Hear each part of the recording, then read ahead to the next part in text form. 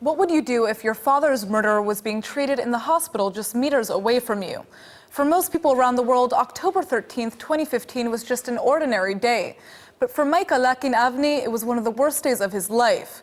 His father, Richard, was seriously wounded in a terror attack in Jerusalem, and he passed away just a few days later in a hospital bed near one of his attackers. Yet Micah just isn't blaming his father's assailants for the murder. He's now going after Facebook for failing to curb online incitement. Micah is here in the studio with us today to tell us more. Thanks for coming in. Thank you for having me, Natasha. So can you first tell us a little bit about your father? You know, my father, he was a kind, gentle person. He was an educator, an elementary school principal, a grandfather of 6. He dedicated his life to education of children and to coexistence. In the United States, before we moved to Israel, in his student days, he marched with Reverend Dr. Martin Luther King Jr. He was a leader in school integration as an elementary school principal, integrating a suburban elementary school. He set up an integrated summer camp. And in the mid-'80s, our family moved to Israel. And he became very involved in coexistence. He was a humanist at his core. He and my mother set up English as a second language school with Jewish, Christian, and Muslim students. And he was just a good, kind-hearted person. Absolutely. Yeah. So, you know, this tragic event happened. What do you remember from the day that your father was attacked? You know, it really was. It was the most horrific day of my life. I was sitting in a meeting in Tel Aviv, and I got a phone call from my mother. She said, "There's been this attack in Jerusalem, and I think your father was in the area. And I've been calling him for 10 minutes, and he hasn't answered the phone." And I knew immediately. I was in a meeting with 15 people, and I just stepped up and walked out and got in the car to Jerusalem. Started calling the hospitals on the way. My father was the kind of person who was very neurotic. Anytime there would be a terror attack anywhere in the world, he would immediately call to let us know that everything was okay. And you know, on my drive from Tel Aviv to Jerusalem, I found out that he was in Hadassah Hospital, and I drove there, and it was horrible. We arrived. He had been shot in the head. After falling to the ground, he was stabbed multiple times by the terrorists in the head, in the face, in the stomach. All of his internal organs were severed. I was met at the hospital by an Arab nurse whose children were both students of my father's, and she was crying. She said, "I was at his house a week ago," and she told me about the situation. He spent 2 weeks in intensive care in the hospital. During those 2 weeks, he was unconscious the entire time. The medical staff there was incredible, Jewish and Arab doctors working together trying to save him. You know, and our whole family spent 2 weeks beside his bed, holding his hand. So, you know, I wanted to ask you about that experience because I actually understand that in the hospital, your father was being treated just meters away from one of his attackers. What was that experience like to know that the person who injured him was there in the same hospital? You know, it was horrible. I mean, it was probably the most terrible emotional experience a person could imagine. I stood there holding my father's hand, and I watched his attacker regain consciousness. I'm proud to live in a country where, you know, we treat everybody equally, and when medical staff reach the scene, they don't know who's an attacker, who's a victim, and even if they do, they brought everybody to the hospital, gave everybody treatment. And, you know, our system and our hospitals saved his life, that attacker, and that was horrible for me to watch as an individual, but I'm glad that that's the way that our country behaves, and I'm proud of that. And he'll be tried in a court of law here and, you know, spend the rest of his life in prison, which he should. Social media played a large part in this attack, especially because of the online incitement prior to it.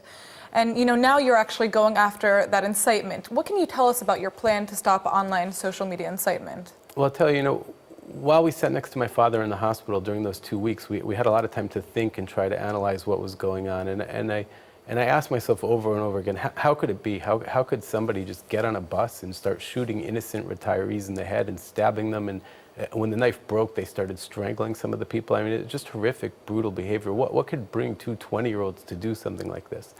And I started researching and looking at the spread of terror. And I mean, if you go to, say, Wikipedia and you type in the words Islamic terror attacks, what you will see over the past 20 years is an almost exponential increase of terror and spread around the world. It's not just here in Israel, it's everywhere. And terror needs motivation. People don't just get up in the morning and say, I'm going to go stab somebody or shoot them. They have to be motivated and incited to do that. And I started researching this online, and This was already 5 months ago almost, and I found thousands and thousands and thousands of videos and Facebook posts and YouTube videos inciting children, inciting teenagers, inciting people to go out and stab Jews, to go out and attack Westerners. And that's just in English. And then I started researching what goes on in Arabic, and with the help of people who speak Arabic and translators, and it was just mind-boggling. It was just a free-for-all of incitement. And you see that a kid sits at home and all day long watches this, and at a certain point that affects their mind. And then I got to think about, how do we stop this? Because it's really getting out of control. I mean, until somebody is personally impacted like we were, you don't fully understand the gravity of what's going on, and I hope that most people never will. But if you look at the numbers, the growth of terror is almost exponential. It's mind-boggling.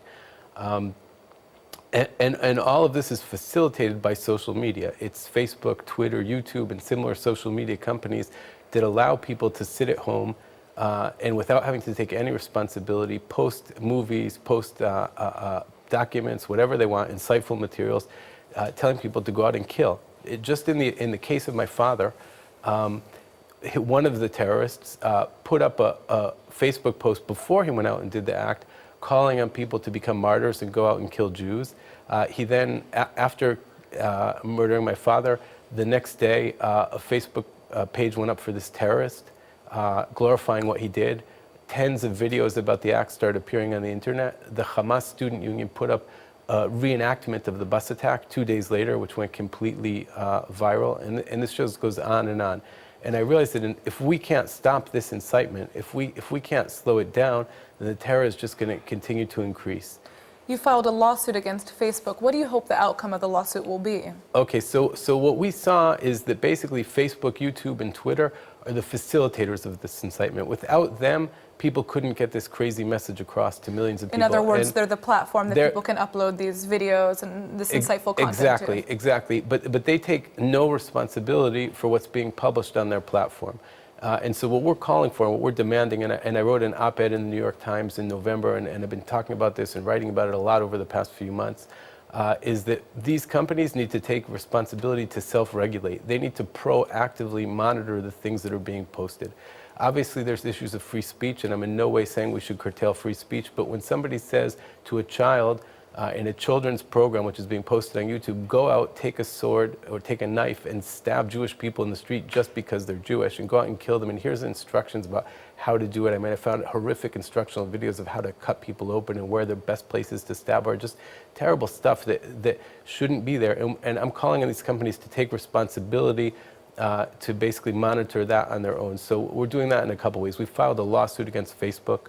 I'm aware that there's a widow of an American soldier who was killed by terrorists in Jordan who's filed a lawsuit against Twitter. I know there are other lawsuits on their way, that this will hopefully put some pressure on them. We're asking for an order for Facebook to proactively monitor what's going on. We're not looking for any kind of damages or anything like that, but just for them to behave properly and ethically.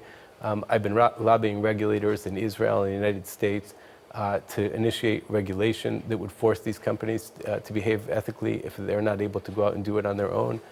What do you think your father would say if he heard about this lawsuit that you were filing, the work you were doing against social media incitement? I'm sure my father would be proud, and it's something that he would be involved in himself if he were still with us today, because he believed that the best way to influence people was through love, through understanding, respect, appreciation, and that's what he taught children. That's what he wrote about in his book about education. But he also taught me as a child, if you don't have something positive to say, then just don't say it. And I mean, this is the extreme example of that, this incitement. It's something that needs to be stopped. It's not acceptable by any moral standard. And what people can do is go out and they can petition. They can talk about this. They can write to their legislators about it. They can write in papers about it. And they can demand that these social media companies, who are run by good, decent people, but at the end of the day, they're businesses that are just looking at their bottom line, they can demand that they begin to act ethically and regulate the kind of materials that are posted. Well, thank you so much for coming in. It's really wonderful to see the work that you're doing, and hopefully everybody remembers your father and the great work that he did. He sounds like an incredible man. And again, thanks so much for coming in. Thank you for having me.